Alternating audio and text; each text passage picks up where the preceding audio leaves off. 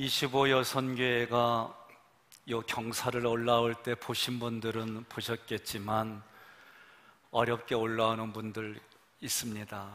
내려갈 때 더 조심스럽게 내려가는 분들 계시죠. 제가 이제 조금 사정들을 알다 보니까 몸에 의사의 도움을 받은 분들도 계시고, 그런데도 하나님을 찬양하는 모습 보니까 마음이 울컥해요. 옆에 분에게 인사합시다. 나도 할걸. 우리 옆에 계신 분들과 인사 나누겠습니다. 세상에서 가장 복되고 아름다운 얼굴입니다. 그 얼굴 보는 기쁨으로 하깃감리교에 나왔습니다. 제 옆자리에 앉아주셔서 가문의 영광입니다. 사실도 그런데 그렇게 봐주셔서 대단히 감사드립니다.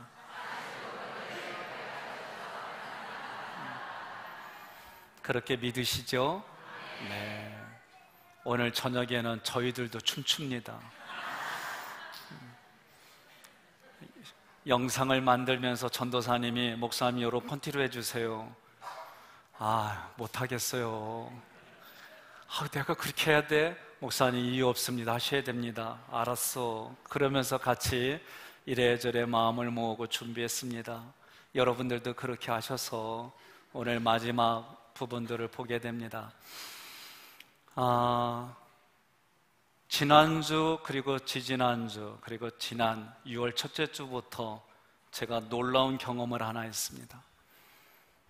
주일 저녁 예배 이렇게 위아래로 가득 찬 건 처음 봅니다. 아마 오늘 저녁에도 가득 찰 거라고 저는 기대합니다.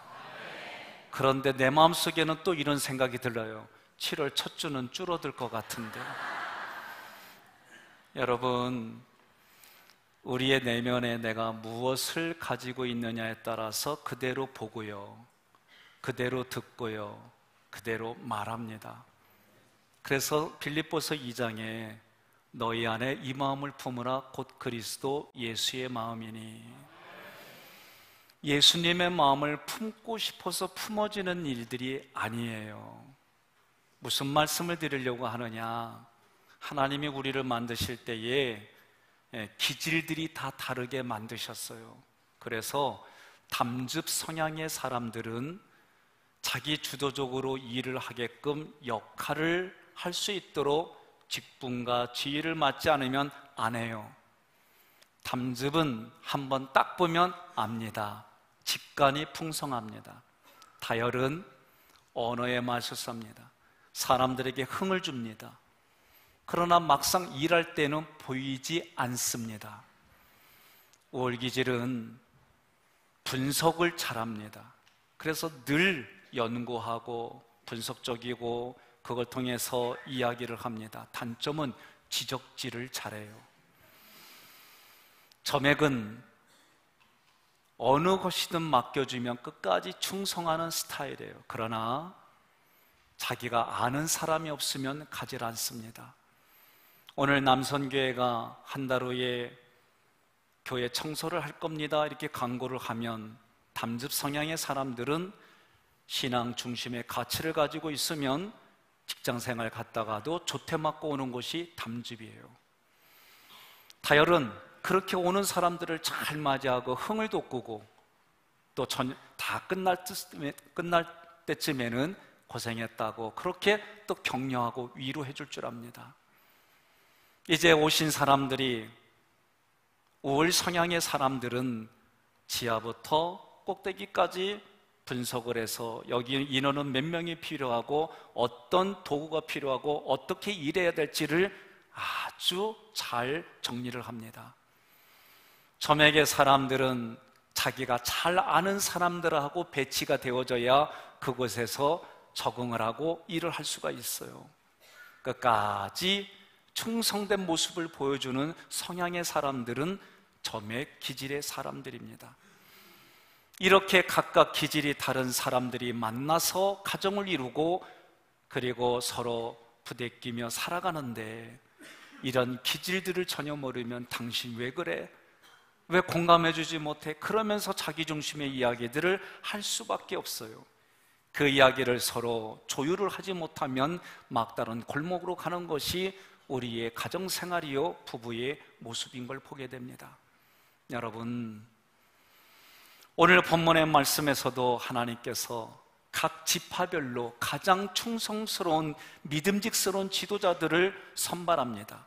그들을 통해 가나안 땅을 정탐하게 합니다. 하나님께서 그렇게 하신 이유는 사람들 앞에 지도자들이 영향력이 있으니까 하나님이 지금까지 이스라엘 백성들에게 말씀하신 약속의 땅 가나안을 너희들이 눈으로 보고 이것이 하나님의 사실이다, 하나님이 말씀하신 실제다, 우리 믿음을 가지고 하나님이 약속하신 그 가나안을 성취하자, 그런 믿음을 주라고 이들에게 사명을 주셨어요. 하나님은 자기가 약속하신 말씀이 참된 것을 증거하기 위하여 정탐을 허락했고 그곳에서의 나무의 열매를 따가지고 와라, 그렇게 말씀하셨습니다. 그러나 하나님의 이런 기대와는 달리 정탐꾼들이 사실을 사실대로 보았지만 자기의 생각을 넣었습니다. 부정적인 생각을 넣었습니다. 그 이야기가 순식간에 이스라엘 백성들에게 퍼지면서 이스라엘 백성들의 입술이 원망과 불평으로 바뀌어갑니다. 하나님의 의도는 크게 아니었습니다. 여러분과 제가 이 땅을 살아가다 보면 내 의도와 상관없이 벌어지는 상황들이 있을 때마다 나는 어떻게 보고 어떻게 들으며 어떻게 말했을까? 여러분, 연애한 경험이 있으면 연애를 떠올려 보십시오. 그러면 내가 사귀는 이성의 친구가, 결혼을 약속한 이성의 배우자, 그 사람이 실수를 해도 그것도 이뻐요. 국물을 흘려도 이뻐요. 눈곱이 껴도 이뻐요. 해벌리고 입을 벌리고 자도 그것도 이뻐요. 근데 결혼하고 나면 왜 이렇게 그렇게 안 보이는지, 똑같은 모습인데 내가 바라보는 나의 가치 기준이 바뀐 겁니다. 가정에서만 그럴까요? 직장에서도 마찬가지입니다. 내가 만나는 사회에서도 마찬가지입니다. 상황은 변하지 않았는데 바뀌었어요. 누가 바뀌었어요? 내가 바뀌었어요. 여러분, 하나님은 이 민수기 13장을 통해 우리에게 주시는 말씀이 있습니다. 부정적인 보고로 인해서 이스라엘 백성들이 가나안을 목전에 두고 그들은 가나안에 들어가지 못했습니다. 오늘 이 교훈이 우리 지금 살아가는 우리에게는 어떤 교훈일까? 먼저 1절로 2절의 말씀을 보면 하나님께서 가나안 땅을 정탐하도록 정탐꾼을 보내셨습니다. 이유는 하나님이 오랫동안 땅을 주시겠다, 아들을 주시겠다, 약속한 말씀대로 이것이 실제다, 사실이다, 희망을 주고 소망을 주려고 했는데 이스라엘 백성들은 그런 하나님의 의도와 상관없이 일이 벌어집니다. 왜 그럴까요? 이유는 간단합니다.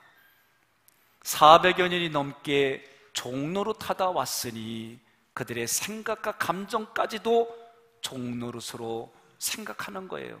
지금 나는 자유인입니다. 지금 나는 바뀌었습니다. 여러분, 사람이 바뀌었다는 걸 뭘로 볼 수가 있어요? 언어와 삶의 행실을 통해 우리는 그 사람이 이러하다 저러하다 얘기를 하는 거예요. 민수기 13장 20절 말씀 함께 봉독합니다. 토지가 비옥한지 메마른지 나무가 있는지 없는지를 탐지하라. 담대하라. 또 그 땅에 실과를 가져오라 하니 그때는 포도가 처음 익을 즈음이었더라. 아멘. 이 말씀을 우리 삶에 적용한다면 말세에 하나님께서 성령을 부어주셔서 남녀노소 구분 없이 하나님이 그 영을 부어주시겠다고 한 거예요. 그래서 여러분과 저는 무슨 실과를 가져오느냐? 성령의 열매를 가져오는 거예요. 그 열매를 통해 하나님 살아계십니다, 하나님이 희망입니다, 하나님이 소망입니다, 예수가 나의 삶의 전부입니다, 성령이 말씀하십니다. 이 열매를 나를 통해, 우리를 통해 그 열매를 보여주라고 하는데 그 열매를 보여주면서도 우리의 생각과 감정은 여러분 다루지를 못하는 것이 오늘 우리 삶의 현실입니다. 하나님의 기대와 달리 10명의 정탐꾼들이 부정적인 보고를 합니다. 10명의 정탐꾼들은 사실을 사실대로 말하는 것이 아니라 그 사실에 자기 생각을 집어넣습니다. 민수기 13장 22절 함께 봉독합니다. 가나안 남쪽 네겝을 거쳐 헤브론에 도착하였다. 그것은 이집트의 소암보다 7년 먼저 건설된 곳으로 아낙 후손인 아히만과 세세와 달메 자손들이 살고 있었다. 아멘. 이 사람들이, 이스라엘 백성들이 지금 헤브론에 도착했습니다.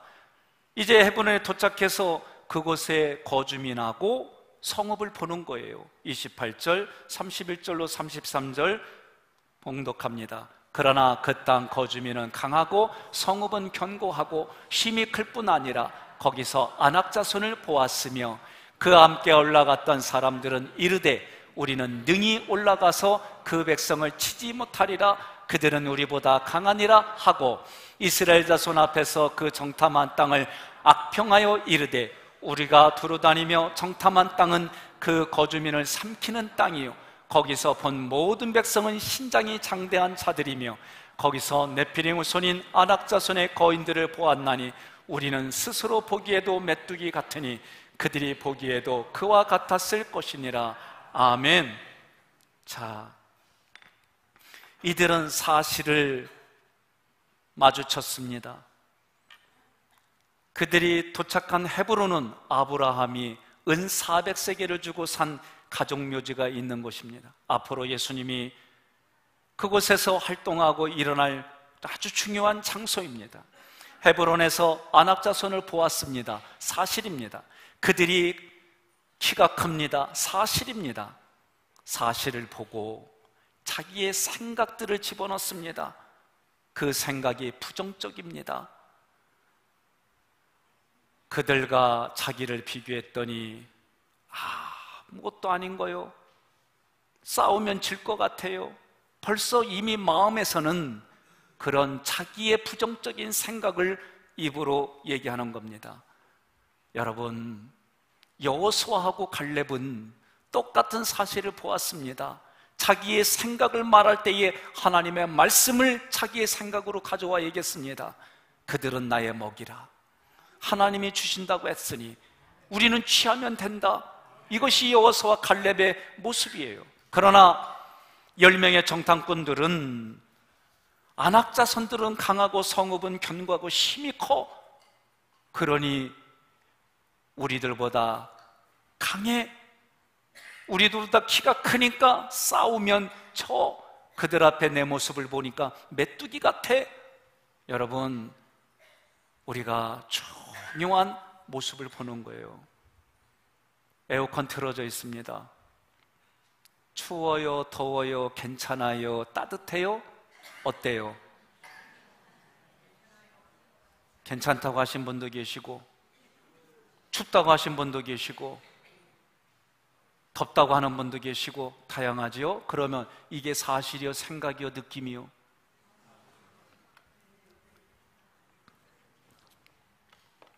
사실이에요, 생각이에요, 느낌이에요? 자, 이렇게 말하겠습니다.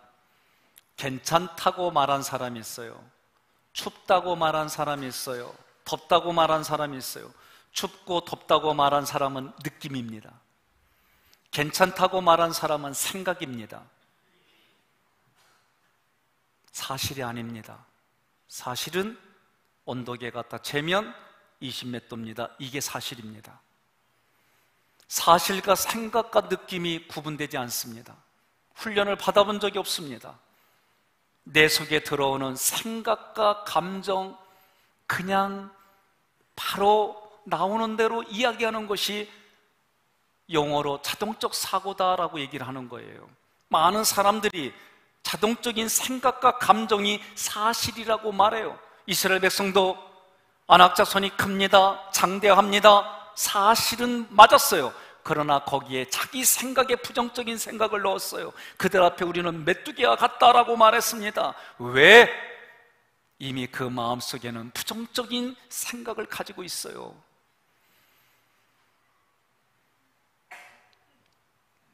결혼을 했습니다. 며느리가 되었습니다. 말로 할 수 없는 시집살이를 겪었어요.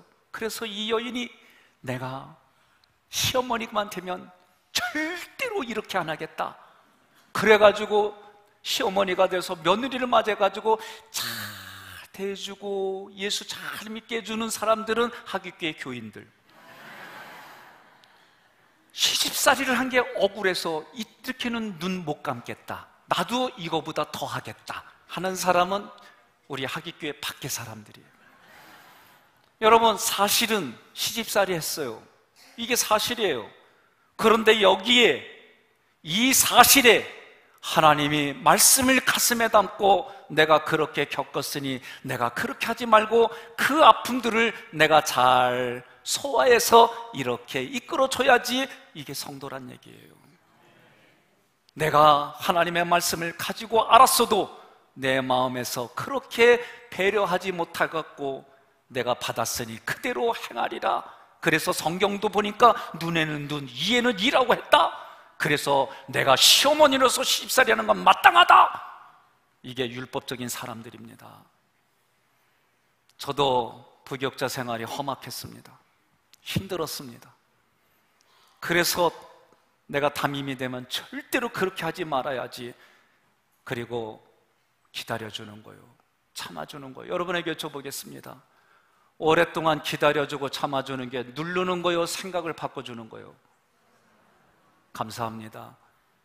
오늘은 눌러도 생각을 바꿔주는 거라고 말을 하셔야 됩니다. 많은 분들이 오래 참는 것이 자기가 누르고 또 누르면서 참는다고 이렇게 얘기를 해요.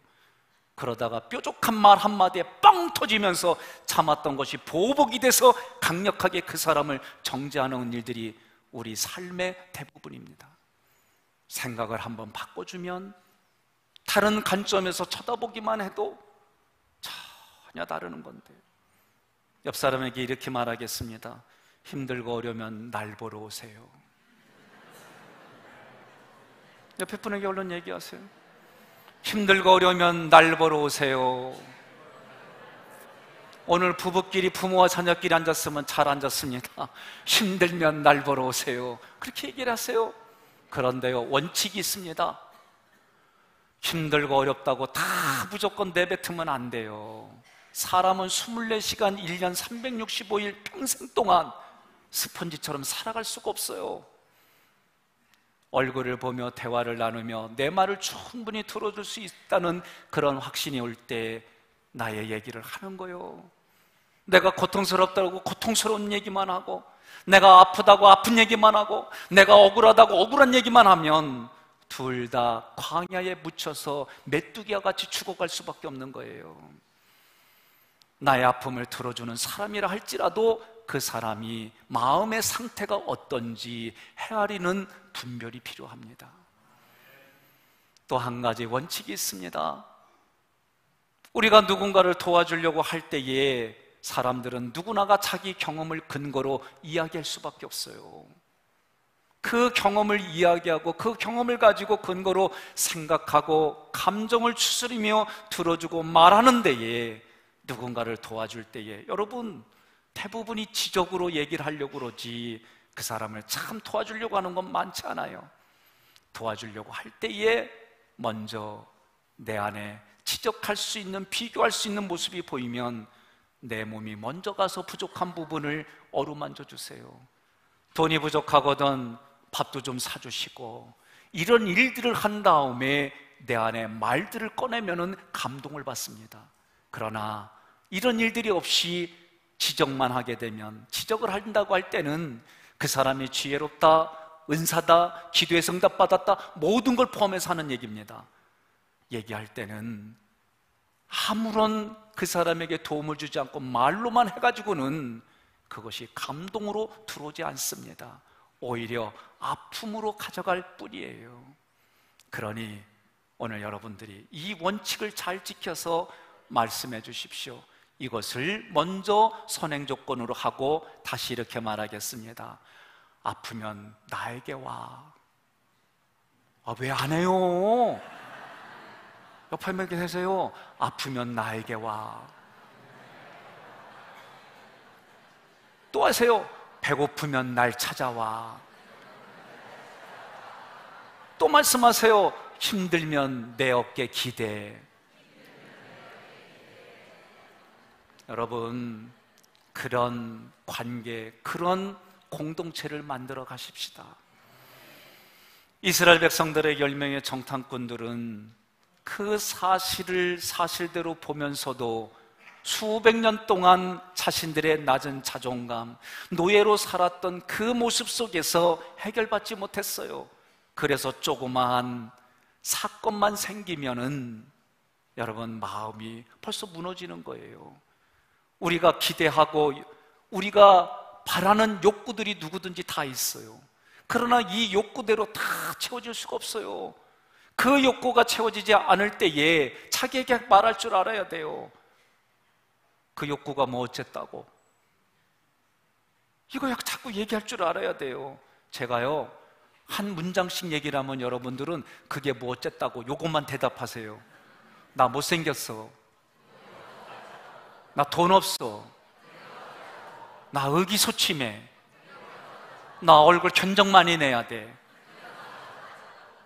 그래요. 그게 뭐 어쨌다고 말 한마디만 해줘도 진짜 아무렇지도 않은 일인데 우리는 사실을 사실대로 보지 못하도록 내 마음의 구조를 자꾸 그렇게 끌고 가는 거예요.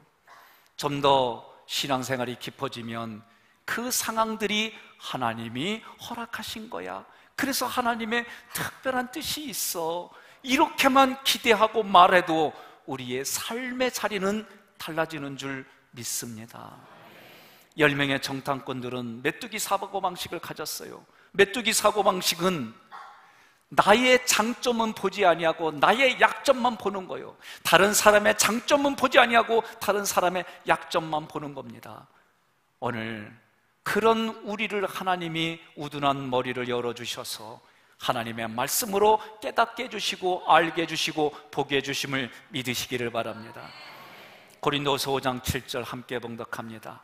그것은 우리가 보이는 것으로 살지 않고 믿음으로 살고 있기 때문입니다. 아멘. 눈에 보이는 것으로 사는 것이 아니라 믿음으로 사는 사람들, 그 사람들이 이야기하는 겁니다. 그 사람이 여호수아와 갈렙입니다. 그들은 사실을 똑같이 보았지만 그 사실을 하나님의 말씀으로 내 생각으로 가져와서, 하나님의 말씀을 내 생각으로 가져와서 그 말씀을 선언하는 겁니다. 민수기 13장 30절 함께 봉독합니다. 갈렙이 모세 앞에서 백성을 조용하게 하고 이르되 우리가 곧 올라가서 그 땅을 취하자 능히 이기리라 하나. 아멘. 10명의 정탐꾼들이 부정적인 이야기를 하자마자 이스라엘 백성들이 원망과 불평이 하늘을 찌릅니다. 그때 여호수아와 칼렙이 이야기하는 겁니다. 우리가 올라가서 그 땅을 취하자 능히 이기리라. 여러분, 취하자라는 말은 하나님이 주신다고 했으니 거저 받으면 된다, 그 뜻이에요. 하나님이 약속의 말씀을 붙들고 그 약속의 말씀을 붙들 때마다 하나님의 주심을 믿으시기를 바랍니다. 여호수아 6장 16절에 여리고성을 점령할 때에도 여호수아가 백성들에게 외칩니다. 여호와께서 너희에게 이 성을 주셨느니라. 여러분, 말씀을 그대로 믿고 나아갈 때에 때로는 그 믿음대로 되지 않을 때 있어요. 그러면 그럴 때마다 하나님의 뜻이 있어 라고 말을 해야지, 이렇게도 소용없어 라고 하는 애굽의 종로로 타던 그 인생관으로 말하지 않기를 바랍니다. 여러분, 제가 행정하면서 가장 어려운 게 뭔지 아십니까? 하나님의 감동을 주셔서 이렇게 합시다 라고 하는데 이렇게 합시다 하는 분들이 있어요. 이게 정말 어려워요. 갈렙과 여호수아가 2명이요, 정탐 12명 중에 10명은 반대를 해요. 여러분, 이게 정말 힘든 문제예요.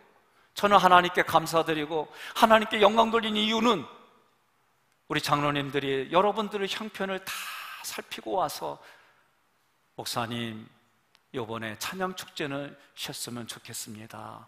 그러신가요? 기도하십시다. 그때는 하나님이 예수 믿지 않는 사람을 넣어서 하라는 마음을 주셨어요. 그래서 조심스럽게 제 생각은 이렇게, 제 마음은 이렇습니다, 기도 중에 이랬습니다. 그랬더니 이분들이 힘들지만 그렇게 하시지요. 그래서 오늘 마지막 시간이요. 얼마나 저는 감사해요. 예? 현실 그 상황을 잘 조리해서 집약해서 얘기를 하고, 그럼에도 불구하고 함께 기도하고 주의 종이 말씀하시니 우리 그렇게 따라가겠습니다 해주는 이 분위기가 나는요 너무 하나님께 감사해요. 옆에 분이 그래요. 칭찬하는 건데 아멘 안 하면 어쩌자고. 민수기 14장 9절을 함께 봉독하겠습니다. 다만 여호와를 거역하지는 말라. 또 그 땅 백성을 두려워하지 말라. 그들은 우리의 먹이라. 그들의 보호자는 그들에게서 떠났고 여호와는 우리와 함께 하시느니라. 그들을 두려워하지 말라 하나. 아멘. 먹이라는 단어를 생각해 보겠습니다. 여러분, 아침 드셨어요? 네, 안 드신 분도 계세요. 뭐 할 수 없어요. 점심 드실 거요? 네, 드실 거요? 안 드신 분 할 수 없어요. 저녁은 드세요. 그러면 여러분, 세 끼를 먹던 한 끼를 먹던, 먹으면 몸이 힘이 나요? 힘이 안 나요? 힘이 나죠. 영적인 원리가 있습니다. 지금 갈렙이 여호수아와 함께 뭐라고 그래요? 그들은 우리의 먹이라. 이 얘기는 여러분, 우리가 죄 지을 수 있는 사건들이 있어요. 그런데 하나님을 의지하여, 주님의 말씀하시니까 주의 말씀을 의지하여 힘겹게 싸워요. 그런데 이것을 이겼어요. 이겨서 얻는 힘이 있어요. 이것이 영적인 원리입니다. 지금 가나안 땅에 원주민들이 키가 커요. 그들의 가지고 있는 철병거는 상상을 초월해요. 성읍은 견고해요. 우리는 반드시 세상의 눈으로 보면 중과부족이에요. 그런데도 우리의 먹이라는 얘기는 하나님이 그들과 견주어 싸워서 이기게 해주셔서 전투력을 상승시키고, 그것을 통해서 주시는 하나님의 위로와 격려가 더 큰 일들이 보상으로 담겨져 있다. 이게 먹이의 뜻입니다. 그러므로 이스라엘 백성들을 향하여 먹이라 먹이라 할 때는 우리들이 힘과 능력으로는 상대가 되지 않지만 하나님이 말씀하셨으니 그 말씀을 내 생각과 감정으로 가져와서 그 말씀들 원리대로 했더니 그 말씀이 살아 역사 움직여 내 안에 힘을 주셨더라. 이것이 먹이의 뜻입니다. 사랑하는 성도 여러분, 지금 여러분들이 살아가는 삶의 현장에 아프고 힘들고 고통스럽고 아무리 이렇게 설교를 해도 그렇게 보이지 않는 곳이 있다 할지라도 오늘 이 말씀을 통해 하나님의 비전을 보시고 하나님의 능력의 손을 보시고 하나님이 실과를 가져오라는 그 열매를 보시고 내 마음에서부터 하나님의 나라를 이루어 가시기를 주님의 이름으로 축원합니다. 여러분, 한 가지 우리는 더 기억해야 됩니다. 언제나 어디에서나 믿음으로 살고 믿음으로 움직이려고 행하려고 하는 사람들의 수는 언제나 극소수입니다. 그 믿음의 길은 그래서 자기 십자가를 지고 자기를 부인하지 않으면 걸어갈 수 없는 길입니다. 하나님은 민수기 13장에서 우리에게 보고 듣고 말하는 삶의 중요성을 가르치는 겁니다. 여러분 깊이 생각해 보시기 바랍니다. 믿음은 추상적이고 관념적인 것이 아니라 믿음은 실제입니다.